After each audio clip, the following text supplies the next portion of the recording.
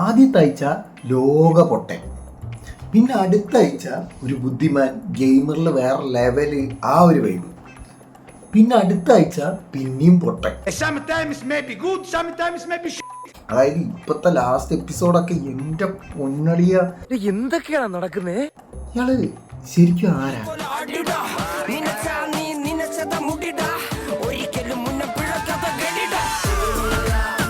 നമ്മൾ ഈ പല്ലിന്റെ ഇടയിൽ കൂടി എന്ത് ചെയ്യണം? ഇൻഹേൽ ചെയ്യണം. ഓക്കെ, അതിൻ്റെ ഇടയ്ക്ക് ജാൻമണി യോഗ ചെയ്യില്ല എന്ന് പറഞ്ഞിട്ടുണ്ട്. കാരണം മൂപ്പത്തി വലിക്കാറിയില്ലല്ലോ, വലിക്കാനല്ലേ അറിയൂ. Smoking causes cancer. പറഞ്ഞിട്ട് കാര്യമില്ല, അതിലായിരിക്കും ഇൻട്രസ്റ്റ്. കാരണം 3 പെട്ടി വലിക്കേണ്ടതാണ്. അതിനാണല്ലോ ബിഗ് ബോസിലേക്ക് വന്നത്. പിന്നെ തുടങ്ങി മോനെ, ജിൻഡോയും നോറയും തുടങ്ങി.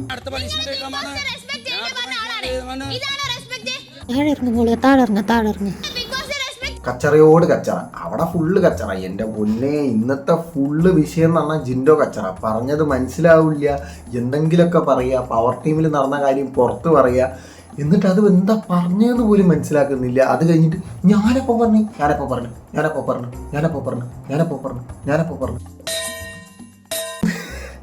ഇവിടെ ഒരു കോമഡി പീസാണ് അയാളെ നമുക്ക് പ്രെഡിക്റ്റ് ചെയ്യാൻ പറ്റില്ല. മോനെ രശ്മിനെ സമ്മതിക്കണം മോനെ, എങ്ങനെയൊക്കെയാ സഹിക്കുന്ന അയാളെ.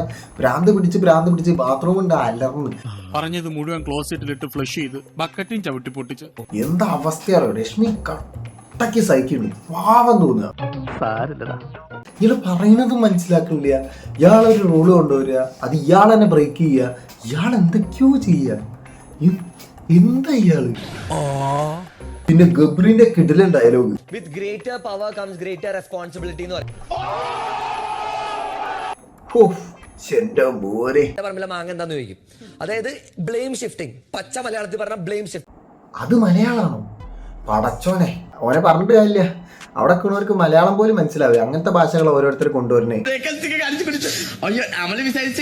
പിന്നെ അതിന്റെ ഇടയിൽ ജിൻഡോക്ക് പണിഷ്മെന്റ് കൊടുത്തു. എന്റെ മോനെ, ചില ഈ റഫറിയൊക്കെ ഉണ്ടാവില്ലേ, വെറുതെ ഇങ്ങനെ യെല്ലോ കാർഡ് എടുക്കുന്ന മാതിരി, ഇതേമാതിരി ജിൻഡോ എല്ലാവർക്കും അതേമാതിരി പണിഷ്മെന്റ് കൊടുക്കുക. എന്നിട്ട് ഇളിയ ഒരു കാര്യം ചെയ്തിട്ട് അത് സമ്മതിക്കാതെ പിന്നെ ഇങ്ങനെ ഉരുണ്ട് കളിക്കുക. എന്റെ പൊന്നെ, ഭ്രാന്ത് പിടിക്കുന്നു. നിങ്ങൾ സ്നീക്കേഴ്സ് കഴിക്കും. ജിൻഡോ, അന്നെ ഞാൻ മര്യാദയ്ക്ക് ഒരാഴ്ച പുകഴ്ത്തി പറഞ്ഞതാ, പക്ഷെ ഇങ്ങനെ ആവരുത്. പ്ലീസ് ഒന്ന് മനസ്സിലാക്ക്. അവിടെ ഉള്ളവരെന്നെ കുറെ വട്ടം പൊട്ടാന്ന് ഇങ്ങനെ വിളിക്കുന്നുണ്ട്. പിന്നെ ആണെങ്കിൽ ചെയ്ത പണിഷ്മെന്റ് ജിൻഡോ ചെയ്യുന്നുമില്ല, അത് മായിച്ചിട്ട് ആ പാവ രശ്മിനാണ് അത് ഏറ്റെടുത്തത്. എടാ പാവണ്ടാ, എടാ ഒന്നില്ലെങ്കിൽ ഒരു മനസാക്ഷി എന്ന നിലയിലെങ്കിലും ആ പണി പോയി എടുത്തൂടെ, അത് ചെയ്യുന്നില്ല. ഓൻ അപ്പോഴും രശ്മി ചെയ്യട്ടെ അവള് തെറ്റ് ചെയ്തിട്ടുണ്ട്, അപ്പൊ അവള് ചെയ്യണം. പൊന്നെ ചെങ്ങായിനൊക്കെ ഉണ്ടല്ലോ, ഏറ്റവും മോനെ ഒരു സാധനം. എടാ ഇയാളെ വെറുതെ അല്ല മണ്ടൻ എന്ന് വിളിക്കുന്നത്, ഇയാളെ മണ്ടൻ തന്നെയാണ്. ഇയാൾ ബുദ്ധിമാനായിട്ട് കഴിഞ്ഞ ആഴ്ച ആക്ട് ചെയ്തതാ, അഭിനയിച്ചതാ. ഇതിന്റെ ഇടയ്ക്കിടയ്ക്ക് ഗെയിമൊക്കെ വരുന്നുണ്ട്. ഇയാൾ സത്യം പറഞ്ഞാൽ ഗെയിം അടിപൊളിയാണ്. ജിൻഡോ 2 കളി ജയിച്ചു, ജിൻഡോയുടെ ടീം. അതായത് പിന്നെ ഇവര് പവർ ടീമിലേക്ക് വന്നിരിക്കുകയാണ്. ശരണ്യന്റെ ടീം കംപ്ലീറ്റ് ആയിട്ട് 1 കളി ജയിച്ചു. അത് നല്ല രസമുണ്ടായിരുന്നു. സംഭവം നല്ല രസമാണ്. ഗെയിം എന്ന് പറയുന്നത് ഇങ്ങനെ അട്ടിക്ക് വെച്ചിട്ട് സാധനം തട്ടിയിട്ടിട്ട് ബോൾ ബാസ്കറ്റിലേക്ക് ആക്കാനാണ്.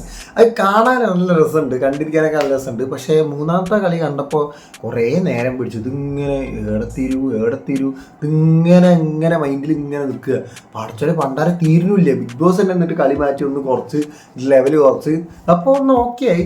പിന്നെ കളി ജയിച്ച് ജിൻഡോ തന്നെ ജയിച്ച്. ജിൻഡോ ഗെയിമിൽ മൂപ്പര് വേറെ ലെവലാണ്. അത് ഞാനുള്ളത് പറയാനുള്ളത്. ഗെയിമിൻ്റെ കാര്യത്തിൽ മൂപ്പര് വേറെ ലെവലാണ്. പക്ഷെ ബാക്കിയുള്ളതിൽ ഈ ഭരിക്കുന്ന കാര്യത്തിലാണെങ്കിലും പവർ ടീമിലേക്ക് എനിക്ക് തോന്നുന്നു ഒരാളും കൂടിയും അറ്റ്ലീസ്റ്റ് പവർ ടീമിലേക്ക് വരണം. കാരണം ഇത് രണ്ടാവുമ്പോൾ ഒരു ചോയ്സ് വരുമ്പോൾ 50-50 നിൽക്കുന്നത്. മറ്റേത് കുറച്ചും കൂടി പെർസെൻറ്റേജ് വ്യത്യാസം ഉണ്ടാവും. അഭിപ്രായങ്ങൾ പിന്നെയും വരുമ്പോൾ കുറച്ചും കൂടി നല്ലതാണ്. ഈ 2 ടീം എന്നുള്ള ഒന്നുകൂടി മാറ്റിക്കഴിഞ്ഞാൽ ആ ടീമിനൊരു ചെറിയൊരു വ്യത്യാസം വരും. ഇത് രശ്മിയും കട്ടയ്ക്ക് സഹിക്കുന്നുണ്ട്, പാവം തോന്നുക. ഒക്കെ കഴിഞ്ഞ് ലാസ്റ്റിലേക്ക് തേർഡ് പ്രൈസിന്റെ പരസ്യമുണ്ട്. സോ നിങ്ങൾക്ക് വീഡിയോ ഇഷ്ടപ്പെട്ടെങ്കിൽ സബ് ചെയ്യുക, ലൈക്ക് ചെയ്യുക, മാക്സിമം സപ്പോർട്ട് ചെയ്യുക.